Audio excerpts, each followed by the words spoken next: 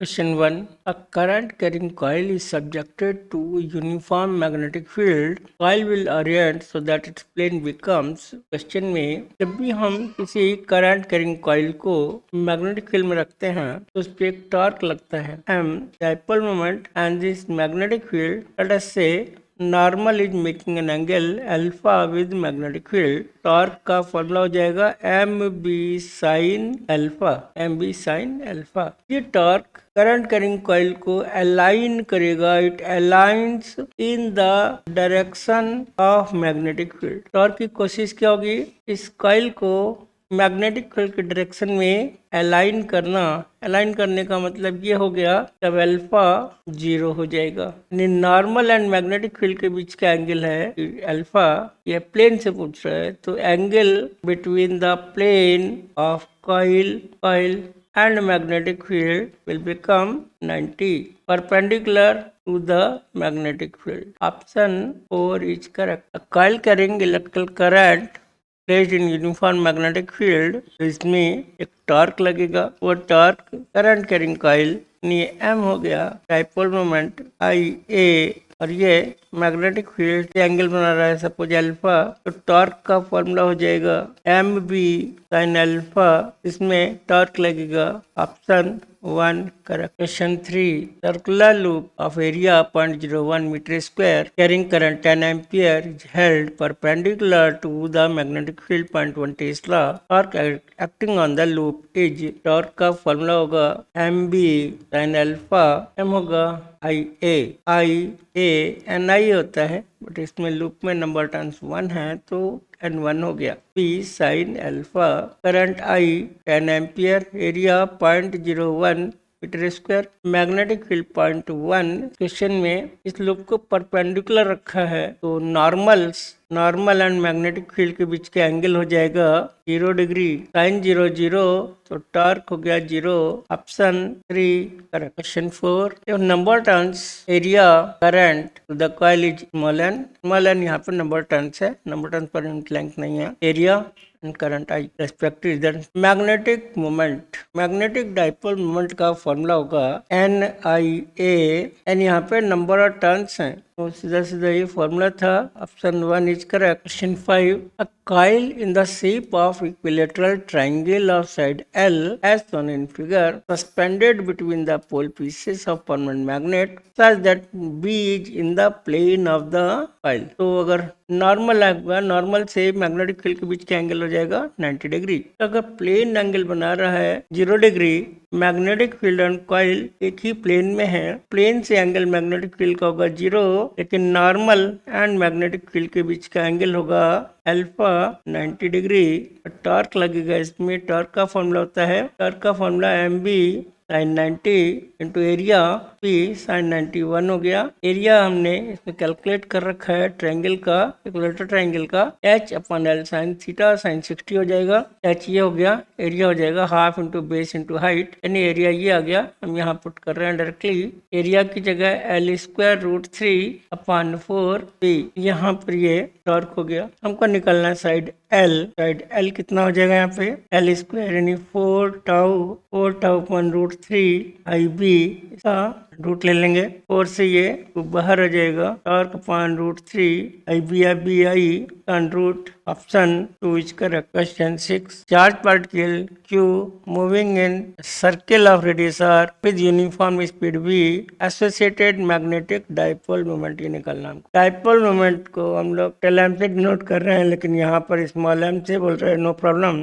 I into ए इस circular coil की तरह से घूम रहा है, सर्किल में ये चार्ज पार्टिकल Q है, ये सपोज ऐसे घूम रहा है तो करंट भी इधर ही हो जाएगी क्लॉकवाइज। ये रेडियस R है तो ये हो जाएगा आई की जगह लिखेंगे Q upon T, time period area pi R square हो जाएगा। ये टाइम पीरियड होगा distance perimeter 2 pi R upon speed v, pi cancel हो गया, R कैंसिल हो गया, 1/2 Q वी आर। ये हो गया dipole moment, so option 4 correct. Question 7, a closed loop of PQRS carrying current I placed in uniform magnetic field, and magnetic forces on the segment PS, SR and RQ are F1, F2, F3 as shown in figure। हमको निकालना है force on the segment QP। QP segment पे हमको force निकालना है। ये current carrying loop magnetic field में रखा है, तो अलाइन हो गया इन the direction of magnetic field. तो अब टॉर्क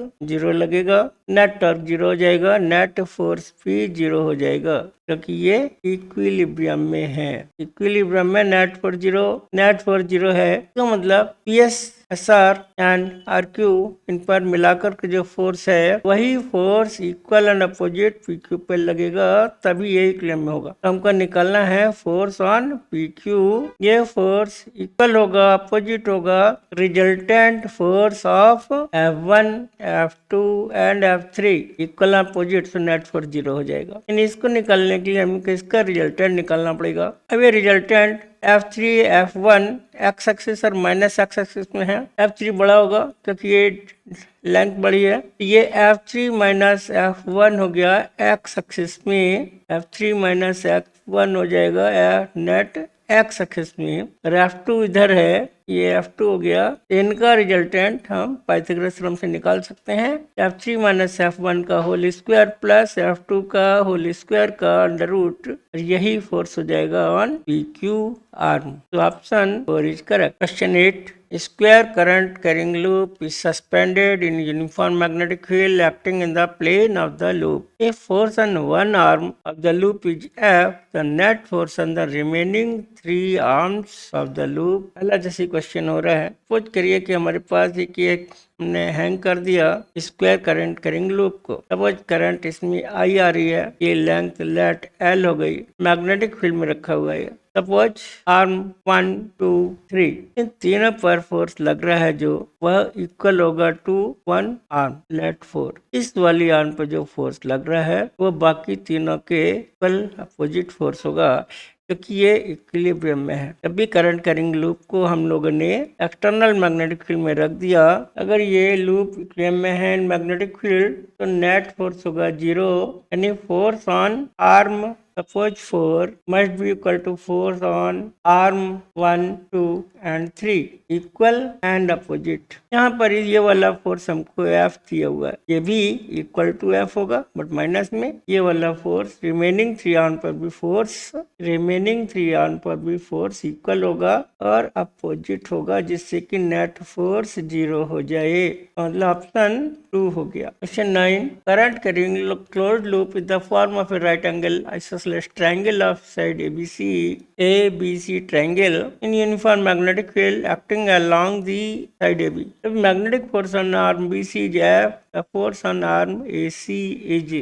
AC वाले पर हमको फोर्स निकालना है। अब अगर क्वेश्चन में हम बात करें कि मैग्नेटिक फील्ड की डायरेक्शन है अलोंग AB आर्म, क्वेश्चन में गिवन है राइट एंगल ट्रायंगल है, AB और BC का साइड सेम है, isosceles triangle हो गया। तो फोर्स ऑन AB आर्म क्या होगा? फोर्स ऑन AB आर्म क्या हो जाएगा? BIL sin 0 डिग्री, यानी 0 हो गया। अब अगर BC पर फोर्स F है, AC पर भी इक्वल अपोजिट फोर्स होगा, क्योंकि ये इक्विलिब्रियम में है। This loop is in equilibrium.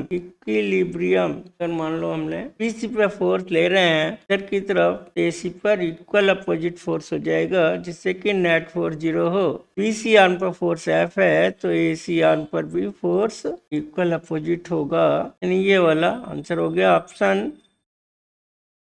Question 10, a circular coil ABCD carrying current I placed in uniform magnetic field. If the magnetic force on the segment AB is F, force on the remaining segment BCDA। यहाँ ये फिर से वही concept है, अगर कोई coil current carrying coil magnetic field में place कर दें तो वो टॉर्क की वजह से इक्विलिब्रियम में आ जाएगी। The coil is now in equilibrium. में नेट फोर्स 0 है, नेट टॉर्क 0 है, तो नेट टॉर्क 0, नेट फोर्स 0। हम नेट फोर्स 0 लेंगे ऑन सेगमेंट AB, लेट ये फोर्स इधर लग, बाकी रिमेनिंग पोर्शन में ADCB की वजह से भी फोर्स इक्वल एंड अपोजिट लगेगा इधर की तरफ, तो जस्ट इसके अपोजिट में होगा और इक्वल होगा, जिससे कि नेट फोर्स अभी 0 हो जाए। तो force on ADCB arc is just equal to force on AB arc equal and opposite. ये दिया हमको F, तो ये हो जाएगा माइनस का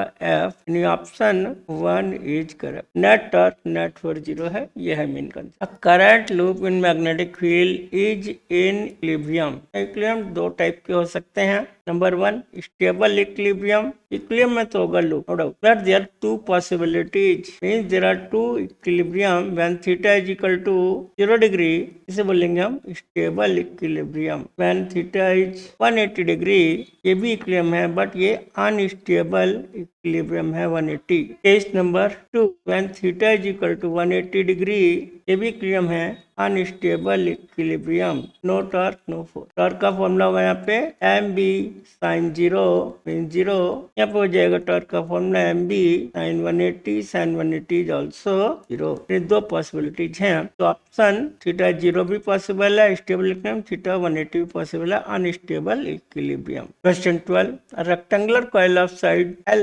लेंथ है 0.12 metre, width is 0.1 metre, number turns 50, suspended vertically in uniform magnetic field of 10.2 Weber per meter square, 0.2 Tesla. Coil carries a current of 2 ampere. If the plane of the coil is making an angle 30 degree with the direction of the magnetic field, torque required to keep the coil in stable equilibrium. यहाँ पर हमको torque का formula मालूम है। Torque का formula होता है mb sign alpha, M हो जाएगा NIAB साइन अल्फा।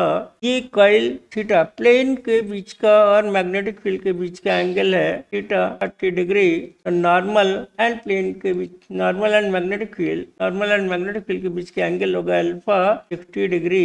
यहाँ पे हम 60 लिखेंगे, पुट करते हैं वैल्यू। नंबर टर्न से हमारे पास है 50, current 2, area 0.12 into 0.1, magnetic field 0.2, sine 60 की वैल्यू √3/2, 2 से 2 कैंसिल हो गया, सॉल्व करके ये 0.20 न्यूटन मीटर आ रहा है। तो ऑप्शन 4 इज करेक्ट।